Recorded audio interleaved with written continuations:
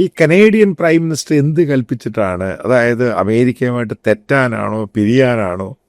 എന്താണ് ഇദ്ദേഹത്തിന്റെ ഉദ്ദേശ ലക്ഷ്യം? അത് വളരെ നല്ലൊരു ചോദ്യമാണ്. ഇപ്പം അതേ സംശയം തന്നെയാണ്, ആ ചോദ്യം തന്നെയാണ് നമ്മുടെ മനസ്സിലുള്ളത് കാനഡയിലുള്ളപ്പോൾ. അതായത് പ്രധാനമായിട്ടും മാർക്കാണി എന്ന് പറയുന്നത് ഒരു പുള്ളിയുടെ ഒരു പ്രൊഫൈൽ നോക്കിക്കഴിഞ്ഞാൽ മോശം വ്യക്തിയൊന്നുമല്ല.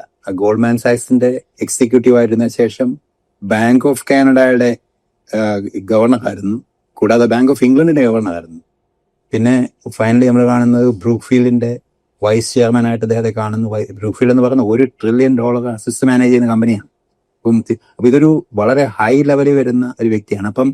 ഇപ്പം മാർക്കാണ് ചെയ്യുന്ന പ്രസ്താവനകളൊക്കെ ഒരു പരിധി വരെ, അതായത് ഈ പ്രാവശ്യം കാനഡയിൽ നിന്ന് ചൈനയ്ക്ക് പോയ ശേഷം, ചൈനയ്ക്ക് പോകുമ്പോൾ 2 പ്രധാനമായ വിഷയമുണ്ട്. ഒന്നെന്ന് പറയുന്നത് ഒരു ഇലക്ഷന്റെ സമയത്ത് ഒരു ഡിബേറ്റിന്റെ ഭാഗമായിട്ട് കാണിയോട് ചോദിക്കുന്നുണ്ട്, കാനഡ ഫേസ് ചെയ്യുന്ന ഏറ്റവും വലിയ ചലഞ്ച് എന്താണെന്ന് ചോദിക്കുമ്പം അത് ചൈനയാണ് എന്നാണ് പുള്ളി പറയുന്നത്. വളരെ എക്സ്പ്ലിസിറ്റ് ആയിട്ട്, വളരെ ക്രിസ്റ്റൽ ക്ലിയർ ആയിട്ട് ചൈന പറയുകയാണ്.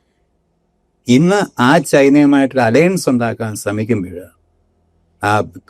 ചൈനയിലേക്ക് പോയി ചൈനയുമായിട്ടൊരു ഒരു ഫ്രണ്ട്ഷിപ്പ് അലയൻസ് ഉണ്ടാക്കിയ ശേഷം ഓയിൽ സെക്ടറിലേക്ക് ഇൻവെസ്റ്റ് ചെയ്യാൻ ക്ഷണിക്കുന്നു.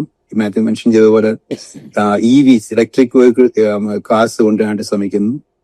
അപ്പോൾ അതിന്റെയൊക്കെ ഒരു പ്രതിഫലനം എന്ന് പറയുന്നത്, അതിനോട് കൂടാതെ സംഭാഷണത്തിനകത്ത് വളരെ വ്യക്തമായിട്ട് 2-3 കാര്യങ്ങളുണ്ട്. ഒന്ന്, ഒരു ഡിജിറ്റൽ ട്രേഡിനെ പറ്റി പറയുന്നു, അഗ്രികൾച്ചർ ട്രേഡിനെ പറ്റി പറയുന്നു, അത് കൂടാതെ തന്നെ ഒരു ക്ലീൻ എനർജിയെ പറ്റി പറയുന്നു. അതിനൊക്കെ ഏറ്റവും പ്രൊവോക്ക് ചെയ്യുന്ന ഒരു വിഷയം എന്ന് പറയുന്നത് ന്യൂ വേൾഡ് ഓർഡർ. ഒരു ന്യൂ വേൾഡ് ഓർഡർ എന്ന് പറഞ്ഞ വാക്ക് ഓർമ്മയുണ്ടായിരിക്കും. കാര്യം നമ്മൾ നോക്കുകയാണെങ്കിൽ വീണ്ടും ഒരു പുകയുടെ നോക്കുകയാണെങ്കിൽ ഇത് ജർമ്മനിയുടെ കാലത്ത് ഒരു ഹിറ്റ്ലറിന്റെ ഒരു ശ്രമമായിരുന്നു ഒരു ന്യൂ വേൾഡ് ഓർഡർ ഉണ്ടാക്കാൻ വേണ്ടി.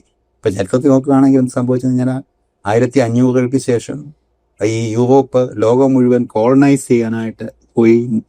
ഡച്ചുകാരുണ്ട്, പോർച്ചുഗീസുകാരുണ്ട്, ഫ്രാൻസ് ഉണ്ട്, സ്പെയിൻ ഉണ്ട്, ഇംഗ്ലണ്ട് ഉണ്ട്. ഇവരെല്ലാം കൂടെ ലോകത്തെ കോളനൈസ് ചെയ്ത ശേഷം സത്യത്തില് എന്റെ ഒരു വ്യക്തിപരമായ അഭിപ്രായത്തിൽ ഒരു ഷോർട്ട് ഹിസ്റ്ററി ഓഫ് ഇറ്റ് എന്ന് പറയുന്നത്, ഇതിനകത്ത് ഉണർന്നൊരു രാജ്യമാണ് ജർമ്മനി. ജർമ്മനി ഉണരുമ്പോഴത്തേക്ക് കാണുന്നതെന്ന് പറയുന്ന ലോകം മുഴുവൻ ഒരു വീതം വെച്ച് കഴിഞ്ഞു. അന്ന് നിലനിൽക്കുന്ന ഒരു വേൾഡ് ഓർഡറിനെ തകർക്കാൻ വേണ്ടിയാണ്, പുതിയൊരു വേൾഡ് ഓർഡറാണ് ജർമ്മനി ശ്രമിച്ചതും. അന്ന് ഈ വേൾഡ് ഓർഡർ ഉണ്ടായപ്പോഴത്തേക്ക് അതിനെതിരെ ഇവരെല്ലാവരും ഒന്നു ചേർന്ന്, ഇനി പരസ്പരം പോരടിക്കുന്ന ഈ രാജ്യങ്ങളെല്ലാം ഒന്നു ചേർന്ന് ജർമ്മനിയെ ഒതുക്കാൻ ശ്രമിച്ച സഖ്യകക്ഷിയുടെ ആ ഒരു പ്രകടനമായിരുന്നു 1-2 ലോകമഹായുദ്ധം എന്ന് പറയുന്നത്.